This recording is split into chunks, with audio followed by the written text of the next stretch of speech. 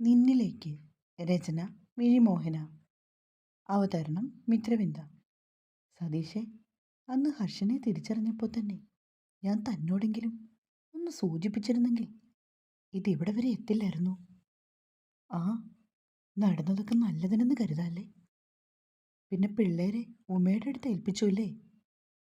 പ്രസാദ് ചോദിക്കുന്നതനുസരിച്ച് സതീഷ് മെല്ലെ തലകുലുക്കി. ഉവ്, ഇനിയിപ്പോൾ ഇവിടുത്തെ കാര്യങ്ങൾ എന്താകുമെന്ന് അറിയില്ലല്ലോ. എപ്പോൾ പോകാൻ പറ്റുമെന്നും അറിയില്ല. അവൻ ചത്താൽ ബോഡി കൊണ്ട് നമ്മൾ തന്നെ വേണ്ടേ അങ്ങോട്ട് പോകാൻ? അവിടെ വരെയെങ്കിലും ചെന്ന് നോക്കിയില്ലെങ്കിൽ മോശമല്ലേ? അത് നേരാ. ഇപ്പോൾ നിങ്ങൾ ബന്ധുക്കളാണെന്നല്ലേ റിപ്പോർട്ട്? ആ, അല്ലെങ്കിലും ബന്ധുക്കൾ തന്നെയല്ലേ? പ്രസാദ് ചിരിയോടെ പറയുമ്പോൾ ജോർജ് കോശി അവർക്കരികിലേക്ക് വന്നു. അല്ല, ഹർഷൻ്റെ അമ്മയെ വിളിക്കാൻ കൃഷ്ണകുമാർ പോയോടാ? ഇപ്പോൾ അങ്ങോട്ട് പോയതേ ഉള്ളൂ. നിങ്ങൾ വരുന്നതിന് 5 മിനിറ്റ് മുമ്പ്. സുധിയെ കൊണ്ടുവന്ന് അപ്പോൾ തന്നെ പോയി. സതീഷ് പറയുമ്പോൾ ജോർജ് കോശി വാച്ചിലേക്ക് നോക്കി. എടോ, ഞങ്ങളെന്നാ ഇറങ്ങട്ടെ. മറ്റേ തലവേദന ആ ഡോക്ടറെ ഒന്ന് ഒഴിവാക്കട്ടെ. അങ്ങേരുടെ പോസ്റ്റ്മോർട്ടം റിപ്പോർട്ട് കിട്ടി. ബോഡി ഇനി ബന്ധുക്കൾക്ക് വിട്ടുകൊടുക്കണം. പോസ്റ്റ്മോർട്ടം റിപ്പോർട്ടോ? സതീഷിൻ്റെ നെഞ്ചൊന്നുയർന്നു പൊങ്ങി. അതെ, മരണകാരണം അറ്റാക്കാണ്, മുങ്ങിമരണമല്ല. ചിലപ്പോൾ ഭയന്ന് കാലുതെറ്റി വീണതാവും. അതുകൊണ്ടാണ് അറ്റാക്ക് വന്നത്. ജോർജ് കോശി പറഞ്ഞതും സതീഷ് ശരി വെച്ചുകൊണ്ട് തല മെല്ലെ കുലുക്കി. അത് നേരെ സാറേ. അല്ലെങ്കിൽ ആ വെള്ളത്തിൽ മുങ്ങിപ്പോയാൽ ആളെ കിട്ടില്ലെന്നാ പണ്ടുള്ളവർ പറയുന്നത്. ഇതിപ്പോൾ പാറയ്ക്കും വെള്ളത്തിനും ഇടയിൽ വെച്ചല്ലേ കിട്ടിയത്? അതെങ്ങനെ തനിക്കറിയാം? ജീപ്പിലേക്ക് കയറാൻ പോയ ജോർജ് കോശി തിരിഞ്ഞു ചോദിച്ചതും സതീഷും പ്രസാദും ഒരുപോലെ ഞെട്ടി. പ്രസാദ് നെഞ്ചിൽ ശ്വാസം അടക്കി പിടിച്ചുകൊണ്ട് സതീഷിനെ നോക്കി. ആ, അത് പിന്നെ സാറേ, ആ ബോഡി എടുത്ത ഊരിലെ പിള്ളേരാ പറഞ്ഞത്. അവരും പുറകെ വന്നായിരുന്നല്ലോ. അപ്പം ഞങ്ങളിതിനെക്കുറിച്ചൊന്ന് സംസാരിച്ചു. ഞങ്ങളൊക്കെ ആ നാട്ടിൽ ജനിച്ചു വളർന്നതല്ലേ. ചെറുപ്പം തൊട്ട് കേട്ടു വളർന്ന ചില പഴങ്കഥകളൊക്കെ മനസ്സിൽ അടിയുറച്ചു പോയി. അതിന് വിപരീതമായി പലതും കേൾക്കുമ്പോഴും കാണുമ്പോഴും സ്വാഭാവികമായിട്ട് സംശയങ്ങൾ വരുമല്ലോ, അല്ലേ പ്രസാദേ? സതീഷ് പതുക്കെ പ്രസാദിനെ ഒന്ന് നോക്കി. ആ, അതെ അതെ. സതീഷ് അപ്പം തന്നെ എന്നോട് പറഞ്ഞായിരുന്നു, താഴ്ന്നു പോയില്ലെങ്കിൽ പാറയിൽ വല്ലതും തലയിടിച്ചതായിരിക്കുന്നു. അറ്റാക്കായിരിക്കുമെന്ന് പ്രതീക്ഷിച്ചില്ല. അതിന് കാരണമുണ്ട് സതീഷേ. ഈ ഡോക്ടർ ഒരു ഹാർട്ട് പേഷ്യൻ്റ് കൂടിയായിരുന്നു. അപ്പോൾ സ്വാഭാവികം കാല് തെറ്റിയപ്പോൾ ഭയന്ന് കാണും. എന്തായാലും തലവേദനയില്ല. അങ്ങനെ മാരീഡല്ല. ബന്ധുക്കളെന്ന് പറയാൻ 2 സഹോദരന്മാരുള്ളൂ. ഇങ്ങരുടേതെല്ലാം ഊറ്റിക്കിട്ടിയതുകൊണ്ട് കേസിന് പുറകെ പോകാൻ താല്പര്യമില്ലെന്ന് ആദ്യമേ എഴുതി. ഇനി ആ മൂപ്പിലാൻ്റെ മോൻ്റെ മരണത്തിൽ നിങ്ങളെ വല്ല സംശയമുണ്ടെന്ന് പറഞ്ഞ രണ്ടും കുടുങ്ങും. സൂക്ഷിച്ചോളാൻ ആ കള്ളകൃഷ്ണനോട് പറഞ്ഞേക്കാം. അവനെനിക്ക് 8ൻ്റെ ഒരു പണിയല്ലേ തന്നത്? ചിരിയോടെ ജോർജ് കോശി പറഞ്ഞതും സതീഷും ഒന്ന് ചിരിച്ചു. ഏയ്, മൂപ്പിലാൻ കേസിൻ്റെ പുറകെ പോകുന്ന ആളല്ല. പോയാൽ ആദ്യം തന്നെ അയാൾ കുടുങ്ങും. അത് കഴിഞ്ഞ് ഞങ്ങളുടെ കയ്യിൽ വിലങ്ങ് വീഴും. പക്ഷേ സൂക്ഷിക്കണോ അയാളെ? ഇപ്പം നിലതെറ്റി നിൽക്കുക. നിങ്ങൾ പറഞ്ഞതുപോലെ സ്വത്തും പോയി, ആകെയുള്ള ചെറുക്കനും പോയി. ഇനി അങ്ങേർക്ക് കിട്ടാത്തത് വേറെ ആർക്കും കിട്ടണ്ടെന്ന് ചിന്തിച്ചാൽ തീർന്നില്ലേ?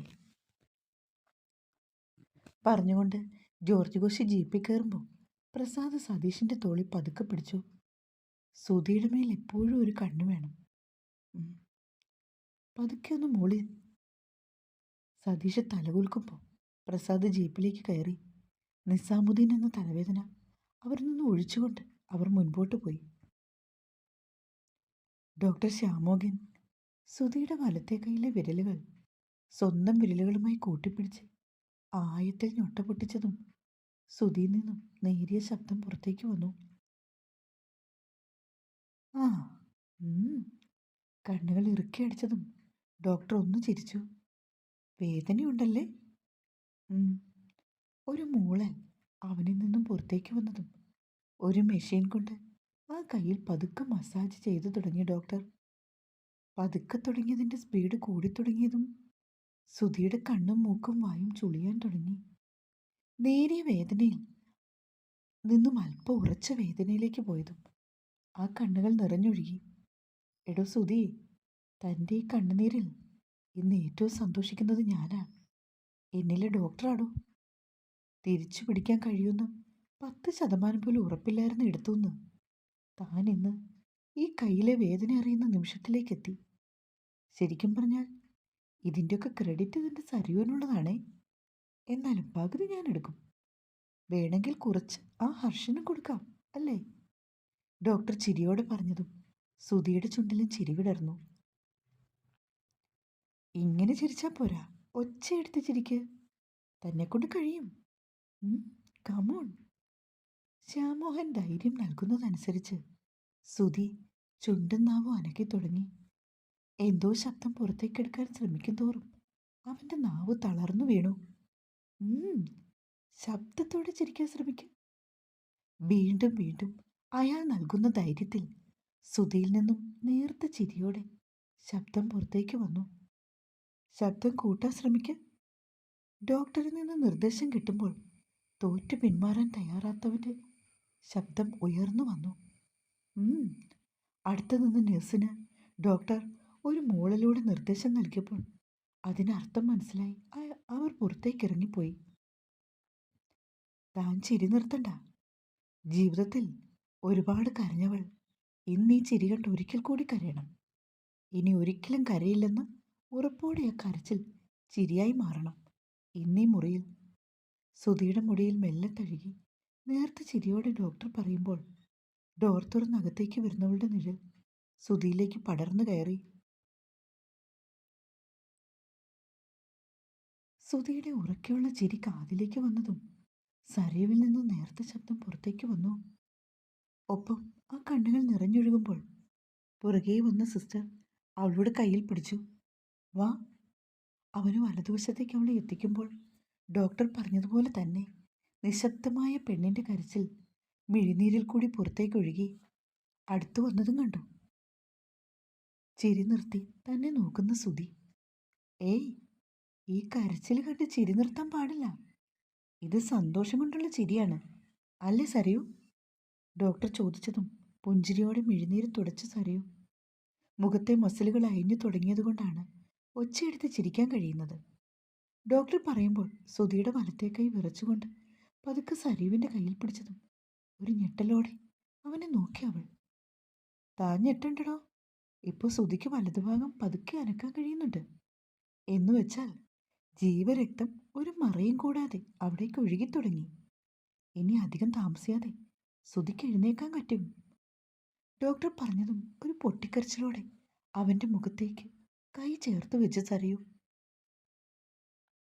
സിസ്റ്റർ, കുറച്ചു നേരം അവരെ ഒറ്റയ്ക്ക് വിട്ടേക്ക്. ഡോക്ടർ പുറത്തേക്ക് ഇറങ്ങുമ്പോൾ അയാൾക്ക് പുറകെ പോയി സിസ്റ്ററും. എന്തോ പറയാൻ ശ്രമിക്കുന്നവൻ്റെ മുഖത്തേക്ക് കണ്ണുനീരോടെ അവൾ നോക്കിയതും അവൻ്റെ ചുണ്ടിൽ പുഞ്ചിരി വിടർന്നു.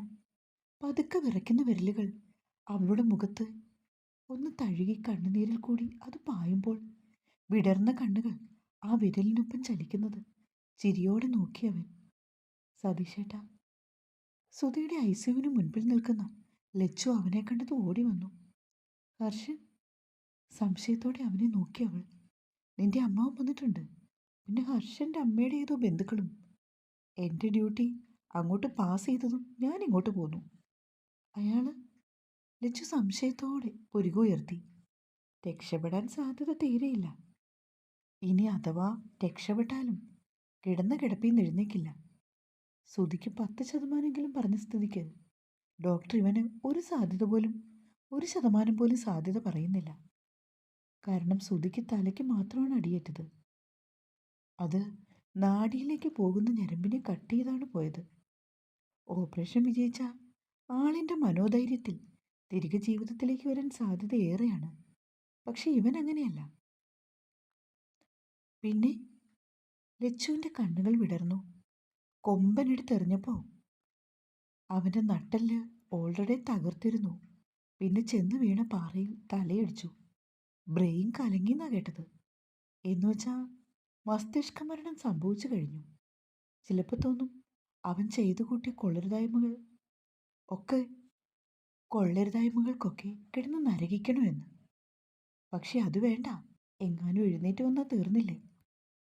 അത് നേരാ സതീശേട്ടൻ പറഞ്ഞത്. അവൻ ചത്തോട്ടെ. ഒരാൾ ചാകാൻ കിടക്കുമ്പോൾ സന്തോഷിക്കുന്നത് ശരിയല്ലെന്നറിയാം. പക്ഷെ ഇവൻ ചാകുമ്പോൾ ഞാൻ സന്തോഷിക്കും. കാരണം ഇവനാ സതീശേട്ടാ കാത്തു ചേച്ചിയെ കൊന്നത്. അറിയാം, എല്ലാം അറിഞ്ഞുകൊണ്ടാ മോളെ ഞങ്ങളിവിടെ നിൽക്കുന്നത്. ആരാ സതീശേട്ടാ ഇതൊക്കെ ഏട്ടനോട് പറഞ്ഞത്? ലക്ഷ്മി ചോദിച്ചതും ചിത്ര കുഞ്ഞിനെ എടുത്തുകൊണ്ട് അങ്ങോട്ട് വന്നു. നീ എന്ത് പണിയടി കാണിച്ചത്? ആ യുവമിഥുനങ്ങളെ ഒറ്റയ്ക്കാ മുറിയിലിട്ടിട്ടാണോ വരുന്നത്? ചിത്രയെ കണ്ടതും സതീഷ് ചോദിക്കുമ്പോൾ ലച്ചു കണ്ണു തള്ളി. ഏത് ഏത് യുവമിഥുനങ്ങളുടെ കാര്യമാ ഏട്ടൻ പറയുന്നത്? അതിന് അമ്പാടിമാർക്കും ഇവിടെ ഇല്ലല്ലോ. അവരുടെ കാര്യമല്ല കൊച്ചേ പറയുന്നത്. നമ്മുടെ റഷീദ് സൈന്യത്തെയും കളിയാക്കുന്നതായി മനുഷ്യൻ. അവരവിടെ പണ്ടത്തെ കഥകളൊക്കെ പറഞ്ഞിരിപ്പുണ്ട്. ചുമ്മാ നിങ്ങൾ വേണ്ടാതേനും പറഞ്ഞുണ്ടാക്കണ്ട. ചിത്ര അല്പം കുറുമ്പോടുകൂടി അവനെ നോക്കിയതും ലച്ചു സാരി കൂട്ടിപ്പിടിച്ച് ചിരിയടക്കി. നിങ്ങൾ കുഞ്ഞിനെ ഒന്ന് പിടിക്ക് സതീഷേട്ടാ. ഞാൻ ഇവളെ കൊണ്ടുപോയി ആ ഡോക്ടറെ ഒന്ന് കണ്ടിട്ട് വരാം. കുഞ്ഞിനെ സതീഷിന്റെ കയ്യിൽ കൊടുക്കുമ്പോൾ ലച്ചു വീണ്ടും കണ്ണു മിഴിച്ചു. അയ്യോ, അതിന് എനിക്കെന്താ കുഴപ്പം? എനിക്കൊരു അസുഖമില്ല ചിത്രേച്ചി. ലച്ചു പറഞ്ഞതും സതീഷ് ഒന്ന് ചിരിച്ചു. ആ, അത് ഞങ്ങൾ തീരുമാനിച്ചോളാം, അല്ലട ചക്കരെ. കുഞ്ഞിന്റെ കവിളിൽ പതുക്കെ കടിച്ചുകൊണ്ട് അവൻ പറയുമ്പോൾ സതീഷിന്റെ കഴുത്തിൽ മുറുക്കി കെട്ടിപ്പിടിച്ചു സായിക്കോട്ടെ. എനിക്കൊരു പനി പോലും ഇല്ലല്ലോ, പിന്നെന്താ? സ്വന്തം ശരീരത്തെ അടിമുടി നോക്കി ചിത്രയ്ക്ക് പുറകെ നടക്കുന്നവളെ ചിരിയോടെ തിരിഞ്ഞു നോക്കി ചിത്ര. ലച്ചു, നിന്റെ ഡേറ്റ് എന്നായിരുന്നു? ആ ചോദ്യത്തിൽ തല ഉയർത്തി അവൾ. ഡേറ്റോ? അത് കഴിഞ്ഞ മാസം. അയ്യോ ചിത്രേച്ചി, എനിക്കിതുവരെ പീരിയഡ്സ് ആയിട്ടില്ല. ഈ തിരക്കിനിടയിൽ ഞാനത് മറന്നുപോയി. ആ, പുളിമാങ്ങ കടിച്ച് കീറിയപ്പോൾ തന്നെ എനിക്ക് മനസ്സിലായി. പറഞ്ഞുകൊണ്ട് ചിത്ര മുകളിലെ ബോർഡിലേക്ക് നോക്കുമ്പോൾ അവളുടെ കണ്ണുകളും അവിടേക്ക് നീണ്ടു. ഗൈനക്കോളജിസ്റ്റ് എന്ന് എഴുതിയ ബോർഡിൽ ലച്ചുവിൻ്റെ മിഴികളും വന്ന് നിന്നു. ചിത്രേച്ചി, നീ ഇവിടെ നിൽക്ക്, ഞാനൊരു ഫയൽ എടുത്തോണ്ട് വരാം. എന്തായാലും ഇതങ്ങ് കൺഫേം ചെയ്തേക്കാം. ആരെങ്കിലും ഇവിടെ ഉണ്ടെങ്കിൽ പിന്നെ അതനുസരിച്ച് റെസ്റ്റ് എടുക്കണ്ടേ? പതുക്കെ അവളുടെ ഉദരത്തിൽ ഒന്ന് തൊട്ട് ചിത്ര. അവളെ അവിടെ നിർത്തി ഫയൽ എടുക്കാൻ ചിത്ര പോകുമ്പോൾ പതുക്കെ ലച്ചുവിൻ്റെ കൈകളും ഉദരത്തിൽ പതിഞ്ഞു. നല്ല തിരക്കുണ്ടായിരുന്നു ഫയൽ എടുക്കുന്നിടത്ത്. തിരിച്ചു വന്ന ചിത്ര ഫയൽ വശത്തെ ടേബിളിലിരിക്കുന്ന സിസ്റ്ററിൻ്റെ കയ്യിൽ കൊടുത്തു. എന്നിട്ട് ലച്ചുവിന് നേരെ തിരിഞ്ഞു. ആ ലച്ചു, ഈ വരാന്തയുടെ അപ്പുറത്ത് ICUവിലെ ഹർഷം കിടക്കുന്നത്. ഞാൻ ഫയലെടുക്കാൻ പോയപ്പോൾ ആ സാധാരണത്തിനോട് കണ്ണടച്ചിരിക്കുന്നത് കണ്ടു. അവരുടെ ഏതോ ബന്ധുക്കളും ഉണ്ടടി. അമ്മായിയുടെ ബന്ധുക്കളാണെന്നാ സതീശേട്ടൻ പറഞ്ഞത്. അല്ലാണ്ട് മാണിക്കത്തെ വീട്ടുകാരും വരില്ല. എല്ലാവരും പിണക്കി വെച്ചിരിക്കുമല്ലേ. ലച്ചു പറഞ്ഞു തീരും മുമ്പേ അവളുടെ ഫയൽ വിളിച്ചു. കിച്ചേട്ടാ, ഈ അപ്പൂപ്പൻ എപ്പോഴാ ഇവരുടെ കൂടെ പോയത്? പ്ലാറ്റ്ഫോമിൽ നിർത്തിയ ട്രെയിനിൽ അമ്മമാർക്ക് മുൻപേ ഇറങ്ങി വരുന്ന ആളെ കണ്ടതും അമ്പാടി കണ്ണൊന്നും മിഴിച്ചു. വല്യമ്മാവനാണടാ ഈ യാത്രയുടെ സൂത്രധാരൻ. സുധിക്ക് വേണ്ടി പാതി വഴിയിൽ തീർത്ഥയാത്ര ഉപേക്ഷിച്ചു വന്ന ആളാ. അതിന് അപ്പൂപ്പൻ എപ്പോഴാ വന്നത്? ഞാൻ അറിഞ്ഞില്ലല്ലോ. അമ്പാടി ചോദിക്കുമ്പോൾ കിച്ചന്റെ ചുണ്ടിൽ ഒരു കള്ളച്ചിരി വിടർന്നു. എല്ലാം പറയാം. കിച്ചൻ ചിരിയോടെ അവൻ്റെ കയ്യിൽ പിടിക്കുമ്പോൾ വല്യമ്മാവന് പുറകെ ഇറങ്ങിക്കഴിഞ്ഞിരുന്നു ദേവമ്മയും സരോജമ്മയും ഫാനൂമ്മയും വിലാസിനി അമ്മയും. ഫാനൂമ്മ വിലാസിനി അമ്മയെ നെഞ്ചോട് ചേർത്ത് മുൻപോട്ട് വരുമ്പോൾ കിച്ചൻ്റെ നെഞ്ചൊന്ന് പിടഞ്ഞു. അവൻ്റെ വലത് കൈ അമ്പാടിയുടെ ഇടത്തെ കൈയിൽ പിടിമുറുക്കി. കിച്ചേട്ടാ, ആ വിളിയിൽ കിച്ചൻ്റെ ശ്വാസമൊന്ന് ഉയർന്നു പൊങ്ങി. എല്ലാം തുറന്നു പറഞ്ഞു മോനെ. പക്ഷെ കേട്ടു കഴിഞ്ഞപ്പോൾ കരഞ്ഞില്ല. ഒരു തുള്ളി കണ്ണുനീര് അവളുടെ കണ്ണീന്ന് വന്നില്ല. എല്ലാം പ്രതീക്ഷിച്ചതുപോലെ ഒരേ ഇരിപ്പായിരുന്നു. വല്യമ്മാവൻ പറഞ്ഞു തീർന്നതും കിച്ചൻ ആ അമ്മയുടെ അടുത്തേക്ക് ചെന്നു. അമ്മായി, മോനെ കിച്ച. അവൻ്റെ ആ വിളി മാത്രം മതിയായിരുന്നു അത്രയും നേരം അടക്കിപ്പിടിച്ചതൊക്കെ ഒരു പൊട്ടിക്കരച്ചിലോടെ ആ നെഞ്ചിലേക്ക് പെയ്തിറക്കാൻ ആ അമ്മയ്ക്ക്. തിരിച്ചു വാക്കുകളിൽ കൂടി അവരെ സമാധാനിപ്പിക്കാൻ അറിയാതെ സ്വന്തം കരങ്ങൾ കൊണ്ട് ചേർത്ത് നിർത്തുമ്പോൾ അവൻ്റെ കണ്ണുകൾ നിറഞ്ഞൊഴുകി. അമ്പാടി, വണ്ടിയെടുക്ക്, ഹോസ്പിറ്റലിൽ പോകാം. കണ്ണു തുടച്ചുകൊണ്ട് കിച്ചൻ പറയുമ്പോൾ അമ്പാടി വല്യമ്മാവനൊപ്പം പുറത്തേക്ക് നടന്നു കഴിഞ്ഞു. മോനെ, ഏട്ടൻ ആശുപത്രിയിലുണ്ടോ? വായും ബഹളമൊക്കെ ഉണ്ടെന്നേ ഉള്ളൂ. ആള് പാവമായിരുന്നു. എങ്ങനെ സഹിക്കും? സരോജമ്മ കണ്ണു തുടയ്ക്കുമ്പോൾ മുൻപിലിരുന്ന വല്യമാമൻ ചെറുതായി തിരിഞ്ഞ് കിച്ചനെ നോക്കി. ഹോസ്പിറ്റലിലുണ്ട്.